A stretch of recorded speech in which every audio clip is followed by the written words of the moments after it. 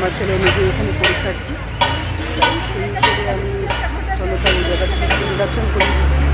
যারা দূর দূরান্ত থেকে পরীক্ষার্থী আসছে তাদের জন্য আমি আজ কমিউনিকেশন বা যোগাযোগ ব্যবস্থা নিয়ে একটা ভিডিও দেখাবো, তার জন্য এটাকে ইন্ট্রোডাকশন দিয়ে রাখলাম।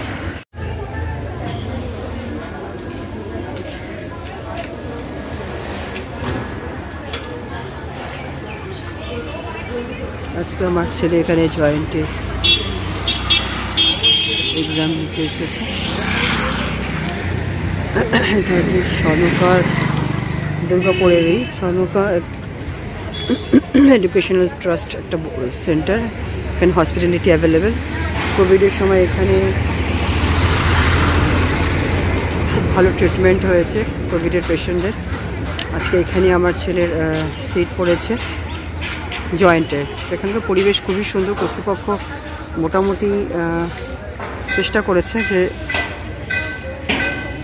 যতটা তাদের বাড়ির লোকেদের সুবিধা দেওয়া যায়। কমিউনিকেশন খুবই ভালো। তো আমি এখন আজকে সনকার এই কমিউনিকেশনটা নিয়ে একটু বলবো।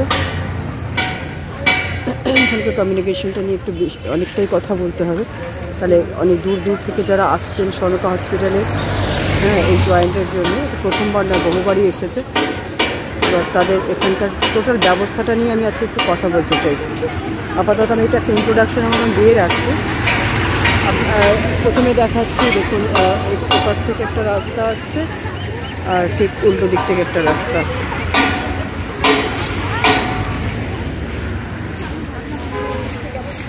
আর ঠিক এই জায়গাটাতে এরকম একটা ঠিক মাঝখানটাতে একদম খুব প্রপার জায়গায়, মানুষকে খুঁজতে হবে না, এরকম একটা জায়গাতে পজিশনটা রয়েছে। এবং সাথে সুবিধাগুলো কী আছে সেটা দেখিনি, পরবর্তীতে আমি কমিউনিকেশনটা বলছি। সাথে আপনার এখানে চা বিস্কুট খাবারের টোকানগুলো আছে এক লাইনে। আর এখানে একটি কালী মন্দির আছে যেখানে আমাদের গার্জেনদের বসার ব্যবস্থা হয়েছে, সেটাও আমি আপনাদের দেখিয়ে দিচ্ছি। এখানে বসার বা ক্যান্টিনের বা খাবার দাবারের কোনো অসুবিধা নেই।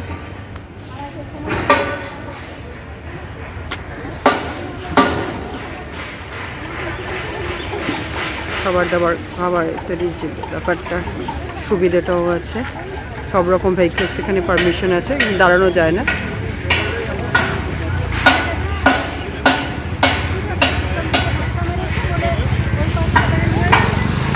পরীক্ষা শুরু হয়েছে বেলা 3টে নাগাদ থেকে, আজকে শেষ হবে 6টা।